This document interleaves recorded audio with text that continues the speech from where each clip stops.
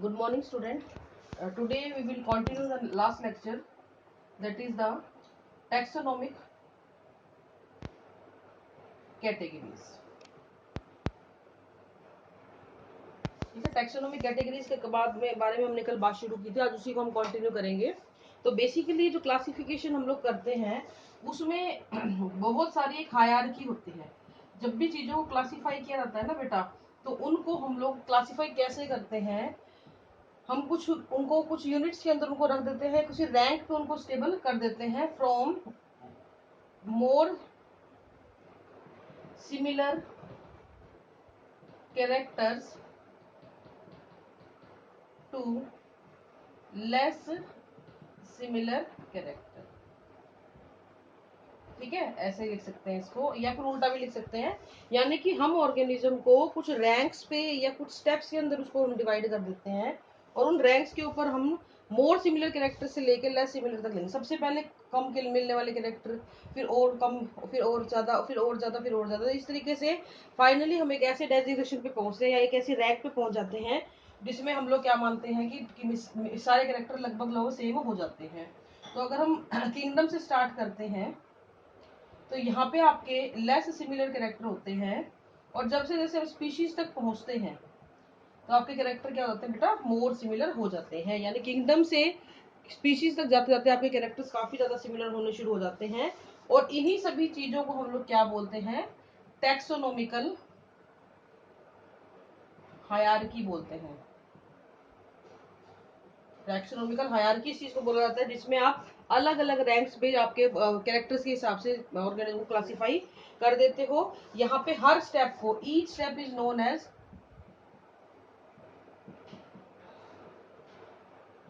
Taxon. तो ये कुछ नहीं है, टेक्सोन या टेक्सा जो वर्ड आप यूज करते हो, ये प्लूरल और सिंगुलर फॉर्म है टेक्सा। ठीक है, तो टेक्सोन जो है ये कुछ नहीं है, ये सिर्फ एक रैंक है उस ऑर्गेनिज्म की कि किस श्रेणी से वो अपने आप को ज्यादा रिजेम्बलेंस शो कर रहा है। ये जो टेक्सोनॉमिकल हायरार्की है, इसमें अलग अलग कैटेगरीज हमने बना दी हैं, जैसे किंगडम बना दिया, फाइलम बना दिया, डिवीजन बना दिया, ऑर्डर, फैमिली, जीनस, स्पीशीज, ये अलग अलग क्लासिफाई कर दिए टेक्सोन में। ये रैंक्स हैं, या इसको आप एक यूनिट मान सकते हो जिसपे आप ऑर्गेनिज्म को फिट करोगे कि हाँ इससे मिलते जुलते कैरेक्टर हैं, तो आप इसको किस जगह पे आप रख सकते हो। जैसे आपको एक ऐसा कोई ऑर्गेनिज्म मिला जिसमें जड़ें थी, स्टेम था, लीफ थी, तो आप समझ जाओगे वो किंगडम प्लैंटेइनी है। उसके बाद आप उसके फर्दर कैरेक्टर्स देखना शुरू करोगे, इसकी सीड कैसे है, नेकेड सीड है या कवर्ड सीड है। अगर नेकेड सीड है तो आप उसको जिम्नोस्पर्म में रखोगे, नेकेड सीड है तो आप उसको एंजियोस्पर्म में रखोगे। फिर आप ये देखोगे उसकी सीड मोनोकोट है या डाइकोट है, यानी एक सिंगल कोटिलिडन का बना है या दो का बना हुआ है। अगर दो का बना हुआ है तो आप उसको डाइकोट में प्लेस कर दोगे।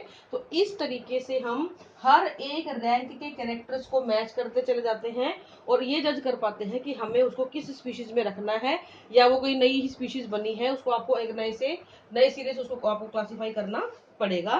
तो इस तरीके से आप क्लासिफिकेशन करते हो by following the taxonomical hierarchy. ये बहुत इंपॉर्टेंट है। क्लासिफिकेशन का मतलब ऐसे नहीं है कि सबको एक ही जगह रख दिया, नहीं। क्लासिफिकेशन का मतलब है सभी कैरेक्टर्स को उस ऑर्गेनिज्म के सभी लेवल पे टेस्ट किया जाए, सभी लेवल से मैच किया जाए कि इसको हमने एक्चुअली रखना कहाँ है, तो टू होम और which place we have to classify the organism. ये आपको बहुत ही इंपॉर्टेंट चीज यहाँ पे ध्यान रखनी पड़ती है, जिससे क्या होगा, एक मोर कॉमन फीचर से लेस कॉमन फीचर तक हम चले जाते हैं। यानी मोटे मोटे कैरेक्टर्स मोड़ेंगे किंगडम में आ जाएगा, और थोड़े से कैरेक्टर ज्यादा मिलेंगे तो फाइलम में आ जाएगा, और ज्यादा कैरेक्टर मिलेंगे तो क्लास में आ जाएगा। तो इस तरीके से आपके कैरेक्टर्स ज्यादा होते चले जाते हैं, रिजेम्बलेंस जिनसे ज्यादा शो करेगा उसमें आप रख दोगे, और फाइनली आप स्पीशीज तक पहुंच जाते हो। तो ये चीज आपको ध्यान रखनी होती है, इसीलिए ऑर्गेनिज्म को आइडेंटिफाई करना बहुत ही जरूरी होता है हमारे लिए। ऐसे ही हवा में हम लोग रख नहीं सकते हैं ऑर्गेनिज्म को, और एक यूनिट को, जैसे किंगडम एक टैक्सा है, इसी तरीके से टेक्सोन है, सॉरी, क्लास एक टेक्सोन है, फाइलम भी एक टेक्सोन है, ऑर्डर भी एक टेक्सोन है। तो ये सारे के सारे क्या है, एक एक यूनिट या टेक्सोन कहलाते हैं। ठीक है, अब हम बात करेंगे इनके बारे में इंडिविजुअल। तो मैं दो एग्जाम्पल भी आपको दूंगी, वो मैं अलग से लिखवाऊंगी आपको। ठीक है, सबसे पहले स्पीशीज, मैंने कल भी आपको बताया था, ये लोवेस्ट यूनिट ऑफ क्लासिफिकेशन है, ये स्मॉलेस्ट, लोवेस्ट तो नहीं बोल सकते इसको, स्मॉलेस्ट यूनिट आएगी, स्मॉलेस्ट यूनिट ऑफ क्लासिफिकेशन है ये। ठीक है, स्पीशीज के अंदर मोर सिमिलर कैरेक्टर होते हैं, सबसे ज्यादा सिमिलैरिटी मिलती है ऑर्गेनिज्म की, सभी ऑर्गेनिज्म के बीच में। और मोर सिमिलर कैरेक्टर के साथ साथ इनके अंदर क्या होगा, इनमें इंटरब्रीडिंग भी हो सकती है। इंटरब्रीड कर सकते हैं, ये आपस में ब्रीड कर सकते हैं, यानी कि organism of same species can breed, वो आपस में क्या कर सकते हैं, ब्रीड भी कर सकते हैं and produce fertile of spring. तो ये इंपॉर्टेंट चीज है यहाँ पे कि अगर एक स्पीशीज के ऑर्गेनिज्म है तो वो आपस में बहुत ज्यादा सिमिलैरिटीज, कॉमन फीचर्स उनके अंदर पाए जाएंगे, बेसिक फंडामेंटल सिमिलैरिटी उनके अंदर मिलेगी। और उसमें आप डिस्टिंग्विश कर सकते हैं एक स्पीशीज को दूसरे स्पीशीज से, ठीक है। जैसे कि फॉर एग्जाम्पल एक नाम है, आपने सुना होगा मैंजीफेरा इंडिका, ये शायद मैंने पहले भी कई बार लिखवाया है ये नाम। तो मैंजीफेरा इंडिका आम का नाम है, इसमें ये जीनस हो गया, तो ये क्या हो गई बेटा, स्पीशीज हो गई। ऐसे ही सोलेनम, ये जीनस हो गया। ट्यूब्रोसम, ये क्या हो गया बेटा, आलू हो गया आपका, पोटैटो, तो ये आपकी स्पीशीज हो गई। तो सोलेनम एक आपका जीनस है जिसके अंदर बहुत सारी स्पीशीज है, जिसमें से एक स्पीशीज का हमने यहाँ पे नाम लिख दिया है। ऐसे ही ह्यूमन का अगर हम नाम लिखे होमोसेपियंस, तो ये इसकी स्पीशीज का नाम हो गया। तो इस तरीके से आपको स्पीशीज पता होनी चाहिए। ये स्मॉलेस्ट यूनिट होती है, इसके अंदर आपको सबसे ज्यादा कॉमन फीचर मिलेंगे, ये इंटरप्रेट कर सकती हैं। और अगर आप जीनस की बात करें तो एक जीनस में आपको बहुत सारी स्पीशीज मिल सकती हैं, एक जीनस में आपको बहुत सारी स्पीशीज मिल सकती हैं, ये आपको ध्यान रखना है, ठीक है ना। इसके अलावा एक एग्जांपल आपके एनसीईआरटी में और दिया हुआ है, पैंथेरा लियो, ठीक है। इसको मैं एक लास्ट में समझा दूंगी, एनसीईआरटी में उन्होंने अलग अलग जगह पे बना दिया है, मैं आपको एक ही जगह करके बताऊंगी so that you can understand, ठीक है।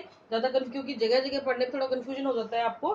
तो पैंथेरा लियो आपका इसका एग्जांपल है, 2-3 स्पीशीज में, इसमें लियो जो है ये इसकी स्पीशीज है, ये इसका जीनस है, ये आपको पता है क्योंकि हम बायनोमिनल नोमेनक्लेचर पढ़ चुके हैं, ठीक है बच्चों। अब हम बात करेंगे जीनस की। जीनस क्या हो गया, जब बहुत सारी स्पीशीज होंगी किसी एक जगह पे, कॉमन कॉमन उसको शो करेंगी, तो जीनस क्या होता है, it comprise A group of related species. Genus comprises A group of related species. जब एक ग्रुप ऑफ रिलेटेड स्पीशीज जो आपस में मिलती जुलती स्पीशीज हैं, जब वो आप उनको देखते हो तो वो क्या कहलाती है, आपकी जीनस कहलाती हैं। इनमें बहुत सारे कैरेक्टर एक दूसरे से मिलते जुलते होते हैं, ठीक है। इसमें भी एग्जांपल आपके देख लीजिए, जैसे पोटैटो हो गया और ब्रिंजल हो गया। अब देखने में तो ये बिल्कुल अलग लगते हैं, लेकिन पोटैटो का नाम है सोलेनम ट्यूबरोसम और ब्रिंजल का नाम है सोलेनम मेलेनोजिना,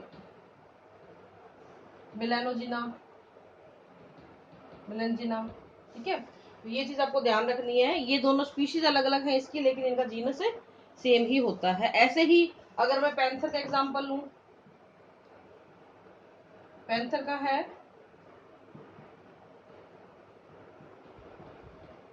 पैंथेरा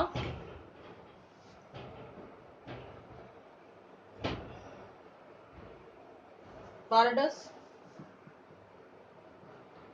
ऐसे ही लॉइन का लूं, पैंथेरा लियो। टाइगर का लूं, पैंथेरा टाइग्रिस। तो आप एक चीज देखोगे, ये स्पीशीज अलग अलग है लेकिन जीनस तीनों का सेम है। ऐसे ही आलू के केस में आप देख रहे हो, स्पीशीज अलग अलग है लेकिन जीनस सेम है। तो ये दो स्पीशीज कहीं ना कहीं आपस में कुछ कैरेक्टर्स को शो कर रही हैं, ये तीनों भी एक जैसी कुछ कैरेक्टर्स को शो कर रही है, तो एक कॉमन जीनस के अंदर इनको हमने रख दिया है, ठीक है। अब नेक्स्ट आता है आपका फैमिली। जैसे जैसे आप ऊपर चले जाओगे, थोड़े थोड़े कैरेक्टर्स में आपको देखने को मिलने से, अब आपने एक स्टेप ऊपर चढ़े तो देखो आलू और बैंगन में कितना ज्यादा फर्क आपको मिल गया है। तो नेक्स्ट कैटेगरी आपकी जो है वो फैमिली होती है। यहाँ पे group of genus with less similar characters, ये एक ग्रुप ऑफ जीनस है जिसमें कैरेक्टर्स आपस में बहुत ही कम मिल रहे होते हैं, यानी यहाँ पे से आपको धीरे धीरे क्या होता है, कैरेक्टर्स में थोड़ा सा फर्क नजर आना शुरू होता है as compare to genus and species. Genus और स्पीशीज में फिर भी आपको कैरेक्टर काफी रिजेम्बलेंस के मिल जाएंगे, लेकिन फैमिली के अंदर आते आते ये काफी अलग हो जाते हैं। जैसे मैं कहूँ बिल्ली और शेर और कुत्ता, सॉरी डॉग, ये सारे एक ही कैटेगरी के हैं, एक ही फैमिली के हैं, तो आपको थोड़ी सी हिचक होगी ये बात मानने में, लेकिन ऐसा है। ठीक है, तो ये चीज आपको यहाँ पे ध्यान रखनी है। यहाँ पे फैलिडी और कैनेडी आती है, कैनेडी, ये जो आपकी फैमिलीज है इनके अंदर से ये बिलोंग करते हैं। तो आप देखिए काफी ज्यादा फर्क है।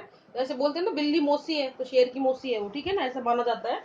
तो एक ही फैमिली से बिलोंग करते हैं विद लेस सिमिलर कैरेक्टर्स। तो ये चीज आपको ध्यान यहाँ पर रखनी है कि जैसे जैसे आप आगे आगे बढ़ते चले जाते हो वैसे वैसे आपके ऑर्गेनिज्म के जो कैरेक्टर्स है वो काफी अलग होते चले जाते हैं। तो मैंने आपको शुरू में ये बात बताई थी, from more similar character to less similar character. Next आपका आता है बेटा फैमिली के बाद ऑर्डर। ऑर्डर क्या होता है, ये स्पीशीज जीनस फैमिली के मुकाबले और भी कम कैरेक्टर्स को रखना शुरू कर देता है यहाँ पे। ठीक है, इट इज ए, डेफिनेशन सबकी सेम ही रहती है, ग्रुप ऑफ फैमिलीज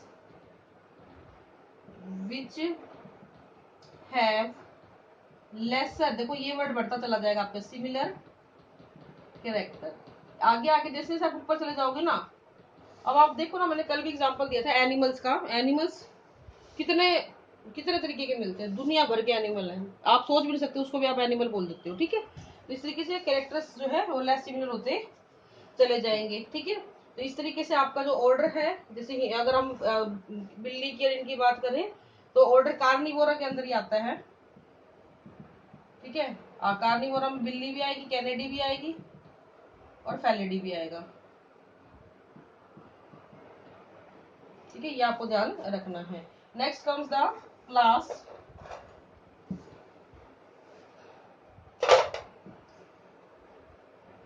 क्लास में क्या होगा आपके, इसमें बहुत सारे ऑर्डर होंगे related. It comprises of related order, comprises of related order. जैसे कि क्लास मेमेलिया, बहुत सारी क्लासेस होती हैं, एव्स होते हैं, एम्फीबियन होते हैं, रेप्टाइल्स होते हैं, लेकिन जो हम एग्जांपल लेके चल रहे हैं एनसीईआरटी में, that is from class Mammalia. इस मेमेलिया क्लास के अंदर आपको कार्निवोरा मिलेगा और वहां से फिर आगे आप उसको डिफरेंशिएट करते चले जाते हो। फिर आता है आपका फाइलम, ग्रुप ऑफ क्लास, एक बहुत बड़ा रिलेटेड ग्रुप ऑफ क्लास जो होता है वो मिलके क्या बनाता है आपका फाइलम बनाता है। ठीक है, यहाँ पे जो फाइलम है, ठीक है, फाइलम प्लांट्स के अंदर इसको डिवीजन बोला जाता है, एनिमल फाइलम दिया जाता है। ठीक है, ये चीज आपको ध्यान रखनी है। जैसे कि यहाँ पे फाइलम आ जाएगा कोरडाटा मैमल्स के केस में। ठीक है, तो मैमल्स बहुत, मैमल बर्ड हो गया, रेप्टाइल्स हो गए, ये सारे के सारे किस में रखे जाएंगे, कोरडाटा फाइलम में रखे जाएंगे। और फाइनली आते हैं आपकी सबसे बड़ी यूनिट किंगडम, जिसमें आपस में कोई मिलता ही नहीं है। जैसे कि आपने साइकोन अगर देखा हो, कभी बनाया हो, से लेके आपका एक बड़ा ब्लू व्हेल या ह्यूमन लगा लो, तो ये भी एक एनिमल के अंदर आता है और ब्लू व्हेल भी एक एनिमल के अंदर ही आती है। अब मिला लो इनको, क्या मिलाओगे आप, क्या मैच करोगे इनको। ठीक है, तो कोई मैचिंग इनकी है नहीं। तो आज की वीडियो थोड़ी लंबी हो गई है बेटा, एग्जांपल्स हम कल करेंगे, आज के लिए इतना ही है। Thank you and have a nice day.